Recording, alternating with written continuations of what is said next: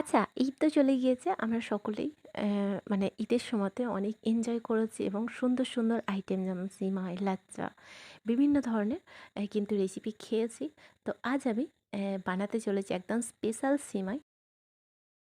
আর ঈদের সময় বুঝতেই পারছেন ১ মাস রোজা রাখার পর যে ঈদটা আছে কতটা এক্সাইটেনমেন্ট হয়ে থাকি আমরা সকলে।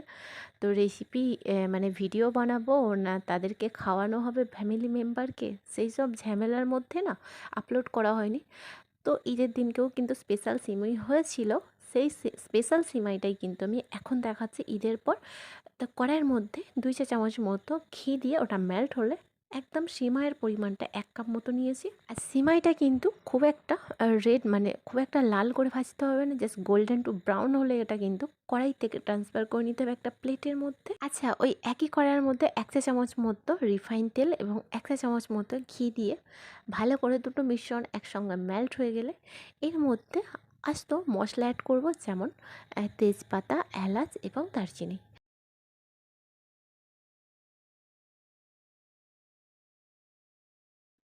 আচ্ছা, এরপর যখনই মশলাগুলোর মধ্যে থেকে সুন্দর স্মেল বেরাবে, এর মধ্যে আমি কিছুটা ড্রাই ফ্রুটস অ্যাড করেছি, যেমন আলমন্ড বাদাম, কিশমিশ এবং কাজু।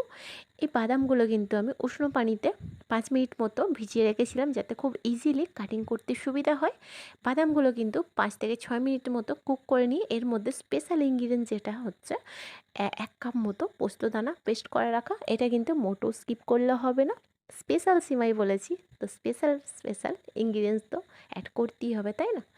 তো পোস্ত দানাটা অ্যাড করার পর ২ থেকে ৩ মিনিট মতো ভালো করে একটু স্টার করে নেওয়ার পর ১ লিটার মতো এখানে দুধ অ্যাড করছি।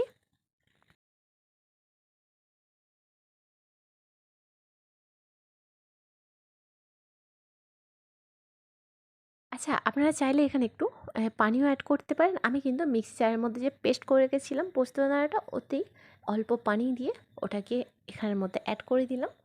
এর বেশি কিন্তু পানি অ্যাড করা যাবে না। একদম পিওর যে দুধটা, দুধের কোয়ান্টিটিটা সেটাই আমাদের দরকার। তো এরপর হচ্ছে স্পেশাল আরও একটা ইনগ্রিডিয়েন্ট, সেটা হচ্ছে খোয়া ক্ষীর। আপনারা কিন্তু সুপার শপে কিংবা মিষ্টির দোকানে কিন্তু এই খোয়া ক্ষীর বললেই কিন্তু দিয়ে দেবে। এর টেক্সচারটা কিন্তু মাশাআল্লাহ অনেকটাই টেস্টফুল এবং মজাদার হয়। খোয়া ক্ষীরটা অ্যাড করার কারণে কিন্তু এই সিমাইয়ের ঘনত্ব ভাবটা কিন্তু এই খোয়া ক্ষীরের জন্যই চলে আসে। তো খোয়া ক্ষীরটা অ্যাড করার পর কিন্তু বারবার স্টার করে নিতে হবে, নাহলে কিন্তু গাঁঠলি পড়ে যাবে। আর এখানে মিষ্টির পরিমাণটা দেখতেই পাচ্ছেন ১ কাপ মতো নিয়েছি। মিষ্টির পরিমাণটা খুব একটা অতিরিক্ত মিষ্টিও লাগবে না আর খুব কমটাও লাগবে না, যেমন 70% যেটা বলে সেই মিষ্টিটা আমাদের দরকার। তো মিষ্টিটা অ্যাড করার পর দুধটাকে ভালো করে আমাদের বলক আসা পর্যন্ত ওয়েট করতে হবে।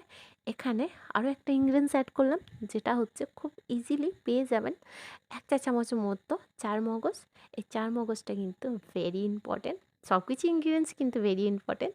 এরপর হচ্ছে গ্যাসের ফ্লেম একেবারে স্লো করে দিয়ে সিমাইটা আমি অ্যাড করে দিলাম। সিমাইটা অ্যাড করার পর ১ মিনিট মতো স্টার করার পর গ্যাসের ফ্লেম অফ করে জাস্ট ঢাকা বন্ধ করলেই আমাদের স্পেশাল সিমাই রেডি। আচ্ছা, কার কার এই সিম্পল এবং ইজি সিমাই রেসিপি কার কার পছন্দ হলো এবং ভালো লাগলো, অবশ্যই প্রত্যেকবারের মতো কমেন্ট বক্সে জানাতে ভুলবেন না। আর আমাদের চ্যানেলটি যারা যারা এখনও নতুন আছেন অবশ্যই সাবস্ক্রাইব করে দেবেন, পাশে থাকা বেল আইকনটি প্রেস করবেন। ভালো থাকবেন, সুস্থ থাকবেন, সাথে থাকবেন। আবারও দেখা হবে নতুন নতুন রেসিপির সাথে। যে চলুন, অনেক কথা হয়েছে, একটু প্লেটিং করেও দেখিয়ে দেওয়া হোক। আমি 100% গ্যারান্টি দিচ্ছি এবং আপনাদেরকে কথা দিচ্ছি, সিরিয়াসলি একটা কমেন্ট কিন্তু বাজে আসবে না এই সিমাইটা বানানোর পর এবং খাওয়ার পর। যে রিয়াকশানটা আসবে সিরিয়াসলি মাশাল্লাহ অনেকটাই মজাদার হয় এই সিমাইটা। আপনারা একবার ট্রাই করে দেখুন। আশা করছি বিভিন্ন ধরনের সিমাই খেয়েছেন, সেগুলোও কিন্তু খুব ভালোই হয়। এটা একবার ট্রাই করে দেখুন, মাশাল্লাহ এর টেস্টটা কিন্তু কোনোদিন ভুলবেন না। বাই দ্য ওয়ে, আপনারা দেখছেন ইউনিক কিচেন রেসিপি।